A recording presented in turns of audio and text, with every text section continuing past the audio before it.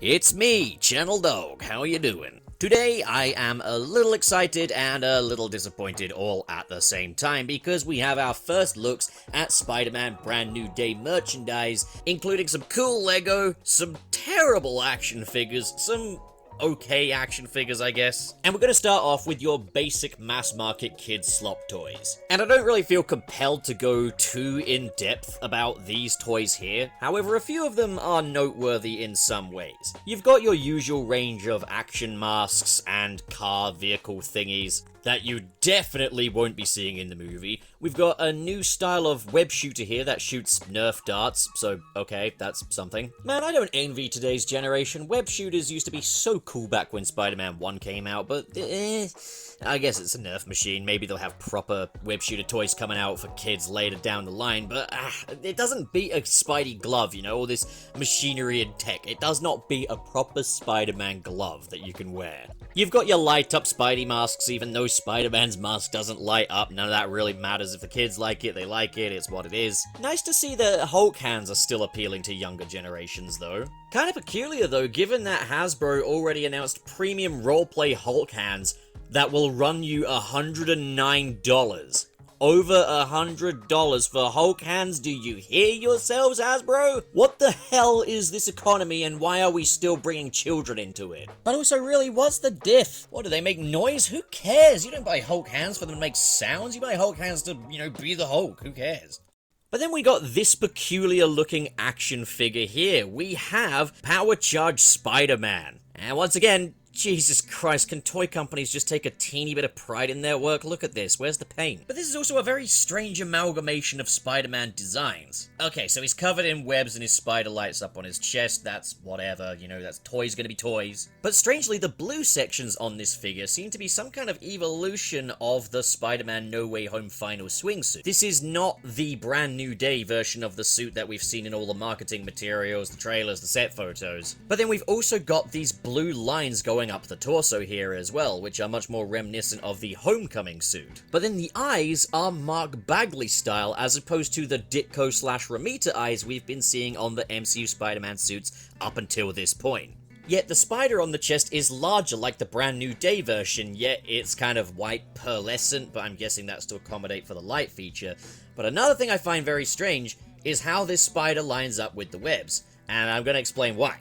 Because when we first got our suit reveal, or suit reveal tease for Spider-Man Brand New Day, we saw that the spider lined up quite differently with the webs on that suit than it did on the suit that we'd see in all the set photos. This suit here lines up a bit more with that tease, and oh god, I hope he's not going to be switching to this. We moved away from that MCU kind of panel line sensibility with the Brand New Day suit, so it'd be a shame to go back to it. And I'd really they just stop changing his suit at this point. This is like the perfected version of it. I suppose I wouldn't be entirely against changing the lenses, as we have stuck with those lenses throughout the entirety of MCU Spidey's tenure, and while he does have slightly bigger ones in Brand New Day, they are still overall the same design. But then again, given how much MCU Spider-Man changes costumes, it is nice to have one area of the costume that remains consistent across all of them. And as someone who is still a sucker for Ditko Spidey, I would like them to stick with the lenses that they currently have. I think this may just be an instance of a vague approximation of the suit being what gets put out there, but at the same time, if that's the case,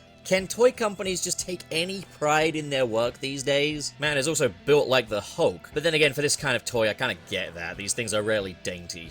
Next up, let's look at the Funko Pops. So we've got three here. We've got Spider-Man, we've got the Hulk, and we've got Spider-Man in his No Way Home suit. And we can see that the No Way Home version of the final suit has rips and tears in it. So, I think this tells us a little bit about why Spider-Man is getting a new suit so soon, not to mention there is a time jump. But this also suggests that we could be seeing that No Way Home final swingsuit in action in Spider-Man Brand New Day. Whether it will be entirely CGI like it was before, or whether there will be a practical version of it, I don't know. I'm kinda leaning on expecting it to be CG.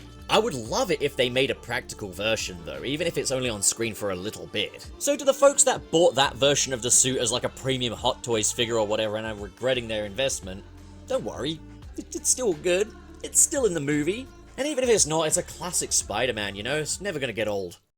Next up, the LEGO sets. We've got the Spider-Man prison transport chase, which features a, prison transport vehicle, Spider-Man, Tombstone, and Tarantula. Also a Department of Damage Control guard, just to complete the overall thing. Now, there's never any guarantee that what we're seeing on LEGO sets is necessarily something that plays out in the film itself. Which is why I'm not going to read too far into, what the overall LEGO sets consist of as far as the buildables. You've also got one of what appears to be the Department of Damage Control prison building as well, with all of the major players together, as well as a hot dog vendor. What a hot dog vendor is doing at a prison, I don't know, but I'm guessing this is just going to be a prison situated in New York, maybe a minimum security prison kind of deal.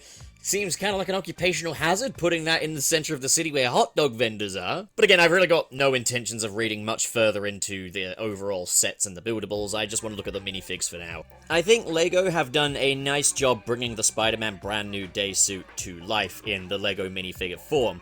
This does look like an accurate representation of it. It doesn't just look like a copy-paste of the final swingsuit from Spider-Man No Way Home, which they easily could have done. Although, did they release a minifig for that one? I'm not sure. I don't think they did. Alright, let's just speed run through the damage control guard and the hot dog vendor. They are what they are. I don't have anything to say. They are what they are. I'm still not even remotely impressed by Tarantula's design. If Spider-Man can just wear a big jumpsuit with a spider on the chest, why the hell can't Tarantula? I mean, he does at least look recognizable to his comic counterpart to an extent, but it feels like a parody of the whole tactical aesthetic, and now it kind of diminishes otherwise cool designs. But no, that does not mean I support the layoffs going on at Marvel's design department. People need jobs to live their lives, and their lives are far more important than any superhero design. There's such a thing as feedback, and Disney can definitely fucking afford to keep them on, don't be silly. We do have our first official look at Tombstone thanks to this LEGO minifigure as well, and he looks great. I like his brown suit with his pocket chain, and I'm looking forward to seeing him in the movie. Boomerang they've done a nice job with, no real notes there.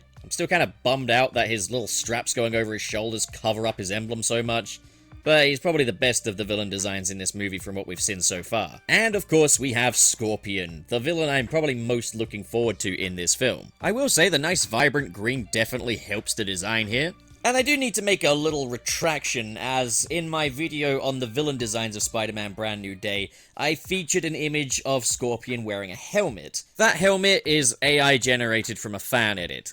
I am so fucking sick of it, frankly. And this LEGO minifig here does not feature a helmet at all. So, well, there you go. I still maintain my stance that the villain designs of Spider-Man Brand New Day are nowhere near as interesting as they could have been, and nowhere near as interesting as Spidey himself's costume. Speaking of which, you can also get this big LEGO Kaiju Spider-Man, which I think is a cool take on like a LEGO action figure. Marvel Legends is the one I look forward to the most whenever it comes to a new Spider-Man film release, as I do kinda sort of have a casual relationship with Marvel Legends. Those are the ones I tend to gravitate towards and buy myself. And since I love the Spider-Man Brand New Day suit so much, an action figure of that in the 6-inch scale would probably be a day one buy, although I was debating whether or not it's really necessary given that the Brand New Day and No Way Home final swingsuit are so similar. Would those designs really be meaningful in the 6-inch scale? Especially given that the No Way Home final swingsuit action figure doesn't have the details on the blue that were omitted from the Brand New Day suit. And the blue was much more matted than it was in No Way Home. But I'm not gonna lie, the Marvel Legends Brand New Day Spider-Man is hard to justify anyway, as largely it is just a re-release of the No Way Home final swingsuit. The torso's different, they've enlarged the spider on the chest, and really that's about it. The blue is a darker, more muted shade, but it's not accurate to the one in the movie anyway. They haven't factored in any of the changes to the red patterning on the arms. They haven't factored in the redesigned belt shaping.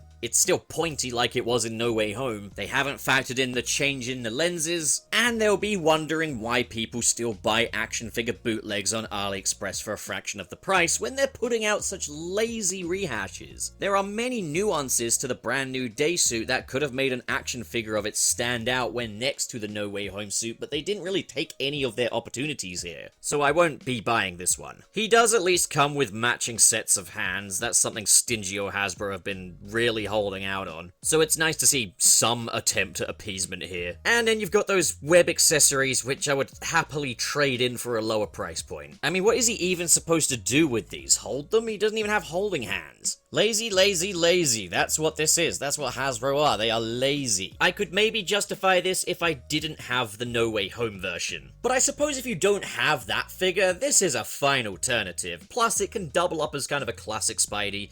And I will give credit where it's due. They at least painted the webs, so that's a big upgrade. I don't think they could have gotten away with unpainted webs on this suit design, where the webs are far more prominent than they were on previous MCU Spidey suits. And then as far as Marvel Legends goes, the only other action figure we've seen in this line so far is the Hulk. And as far as Hulk toys go, he's not bad. I like the fact that he's got the shredded shirt coming off of him. That makes him at least a bit distinct from other MCU Hulk action figures. But one thing I am liking is the fact that all of the Hulk figures so far, which I've deliberately not talked about until now, seem to convey a rageful, frenzied, angry Hulk. That is good news because, question, does anyone actually like Smart Hulk? Like, did anyone want him to stay like that and not become Angry Hulk again? Because I think that's kind of what makes the Hulk fun to watch. Maybe I am just a casual when it comes to Hulk, but at the same time, I feel like the dichotomy between man and monster is kind of what the Hulk is all about,